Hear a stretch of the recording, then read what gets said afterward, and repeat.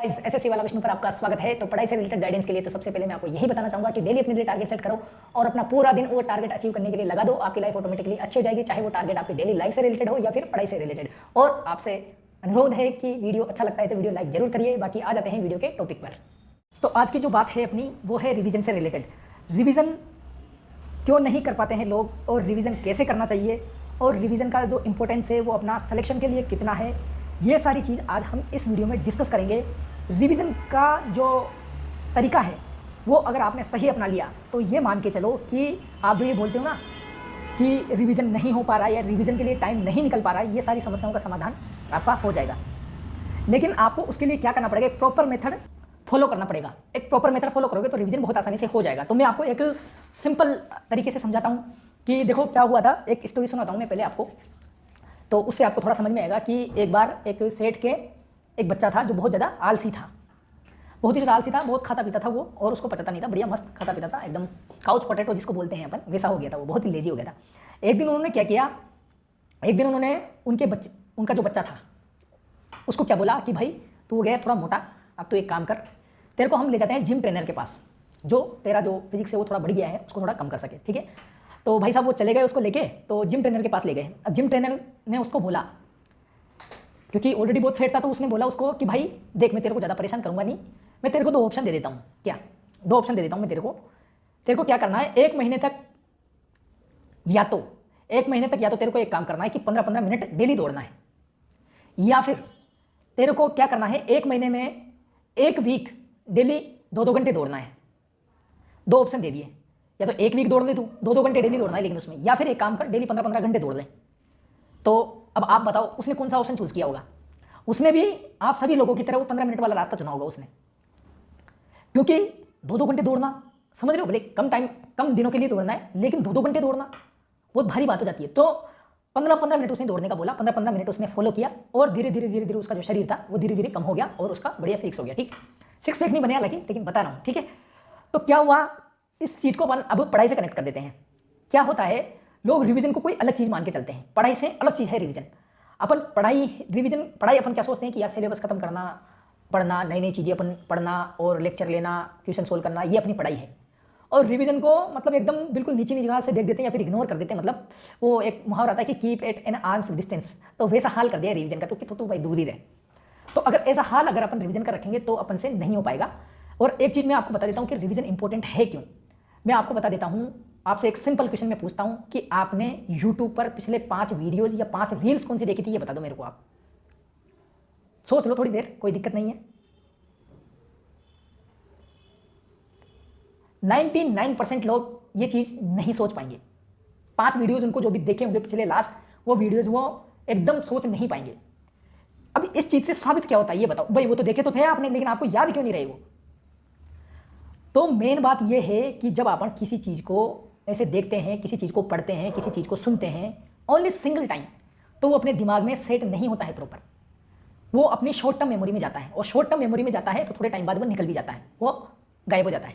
लेकिन अगर आपने उसको रिवाइज कर लिया, कोई चीज़ आपने पढ़ी वो आपको याद नहीं रहेगी, वैसे 1 दिन बाद पढ़ोगे तो आपको याद नहीं रहेगी, लेकिन अगर आपने उस चीज़ को रिवाइज कर लिया कि मैंने क्या पढ़ा और क्या क्या इसमें पॉइंट्स थे, तो वो आपका सीधा लॉन्ग टर्म मेमोरी में चला जाता है। लॉन्ग टर्म मेमोरी में चला जाता है, उसके बाद उसको निकलने में बहुत टाइम लगता है, वो चीज़ें आप भूलते नहीं हो। जब भी क्वेश्चन आपके सामने उस चीज़ से बनकर आएगा वो इमीडिएटली आपके पास दिमाग में क्लिक हो जाएगा।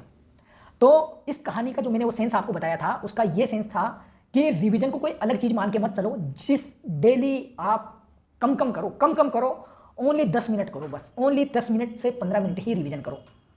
अब आप सोचोगे कि यार रिवीजन 10-15 मिनट में कैसे हो जाता है, मैं बताता हूँ। अपन क्या करते हैं, रिवीजन का मतलब पूरा नोट्स दोबारा से पढ़ना चालू कर देते हैं। पहली बात तो जब आप पढ़ो तब इंपॉर्टेंट पॉइंट अंडरलाइन कर लो।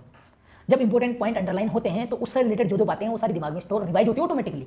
इंपॉर्टेंट पॉइंट पढ़ोगे आप, इल्तुतमिश आपने पढ़ा तो इल्तुतमिश ने कौन कौन से काम किए थे ये ऑटोमेटिकली आपके दिमाग में आएगा, वो चीज़ें आपके दिमाग में रिवाइज होगी। समझ रहे हो आप बात को। शिवाजी आप नाम पढ़ोगे तो शिवाजी से संबंधित पुरंदर की संधि आपके दिमाग में क्लिक होगी। शिवाजी का कोई किला था, उस किले से रिलेटेड कौन सा युद्ध था, कोई स्पेशल जगह का नाम आएगा तो उससे रिलेटेड जो बातें होगी वो आपके दिमाग में क्लिक करेंगी। इस तरीके से क्या है, आपको पढ़ते टाइम ही एक एक चीज़ जो इंपॉर्टेंट पॉइंट है वो सारे अंडरलाइन कर लेने हैं, और जो 10 मिनट आप रिवीजन करोगे वो इंपॉर्टेंट पॉइंट आप डेली बेसिस पे रिवाइज करो। एक बार में अपन क्या करते हैं, जैसे एग्जाम आता है तो अपन रिवीजन करने बैठते हैं पूरा, क्या तो अब रिवीजन कर लेंगे 2-3 दिन में पूरा पढ़ देंगे, तो पढ़ना ही हो गया, वो रिवीजन नहीं हुआ। रिवीजन आपको डेली ही करना चाहिए, 10 से 15 मिनट ही निकालो यार। एक टॉपिक, 2 टॉपिक, 3 टॉपिक आपने पढ़ लिए तो 10-15 मिनट में उसके इंपॉर्टेंट पॉइंट रिवाइज नहीं कर सकते आप, बकायदा कर सकते हो।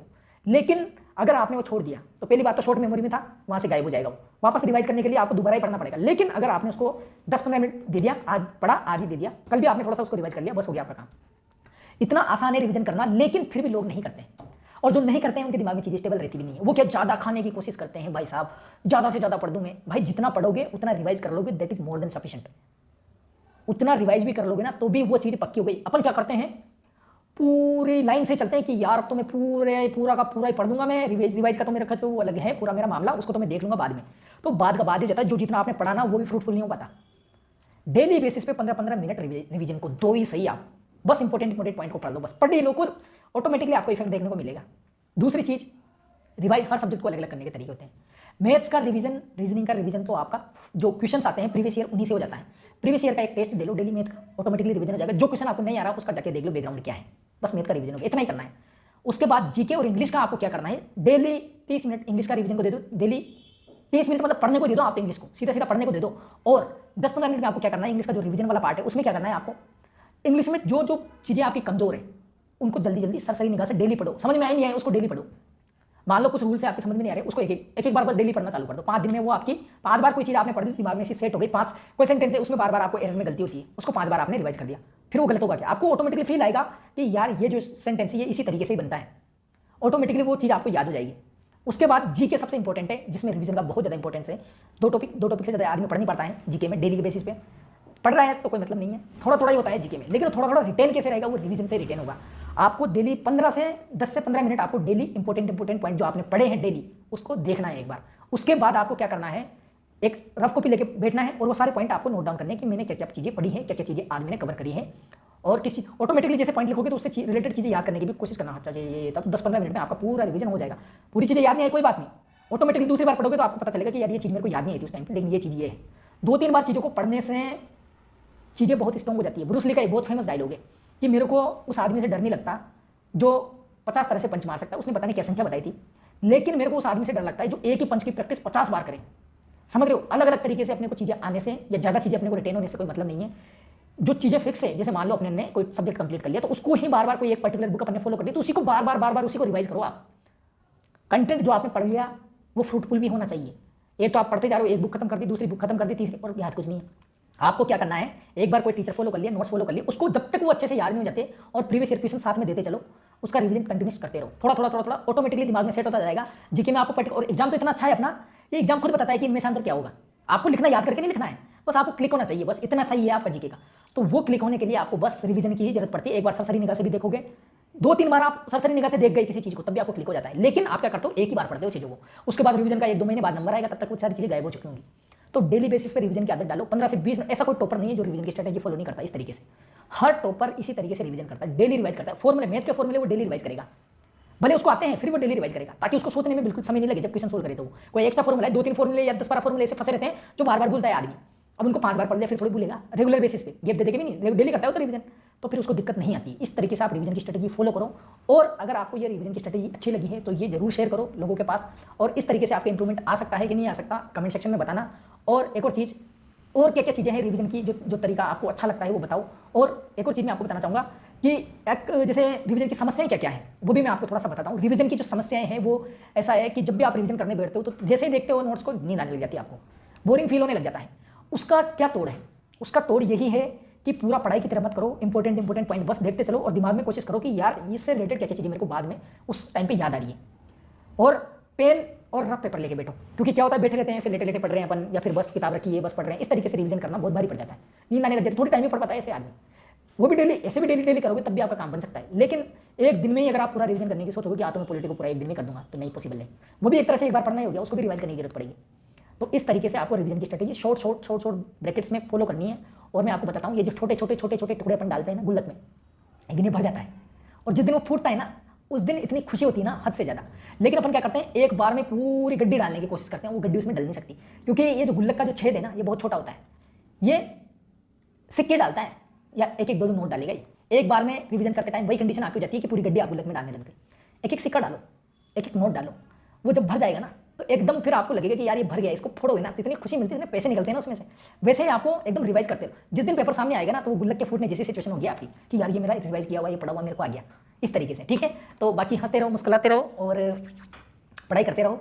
मेरा तो बस इतना ही कहना था। ठीक है, थैंक यू। वीडियो अच्छा लगा है तो लाइक जरूर करना है। ठीक है, वीडियो अच्छा लगा है तो वीडियो जरूर लाइक करिए। और वीडियो के एंड में आपको बताना चाहता हूं कि इस चैनल पर मैंने मैथ्स का पूरा सिलेबस अवेलेबल करा रखा है। बाकी अदर सब्जेक्ट से रिलेटेड भी जो यूट्यूब पर अच्छा कंटेंट है वो सारा मैंने प्लेलिस्ट बनाकर डाल रखा है। और टेलीग्राम चैनल पर मैंने जीके के पूरे बहुत शानदार नोट्स अवेलेबल करा रखे हैं। और भी कोई रिलेटेड गाइडेंस होता है तो वो गाइडेंस भी मैं अपने टेलीग्राम चैनल पर आपको बताता रहता हूँ। कोई भी कमेंट आता है तो उसका जवाब भी मैं स्क्रीनशॉट लेकर डालता रहता हूँ, ताकि आपको ये पता चले कि किस डाउट का क्या सोल्यूशन हो सकता है, एक आइडिया आपको बेसिक मिलता है। तो टेलीग्राम चैनल जरूर ज्वाइन कर लेना, और चैनल सब्सक्राइब नहीं किया है अभी तक तो चैनल जरूर सब्सक्राइब कर लेना। बाकी हंसते रहिए, मुस्कुराते रहिए। थैंक यू वीडियो देखने के लिए।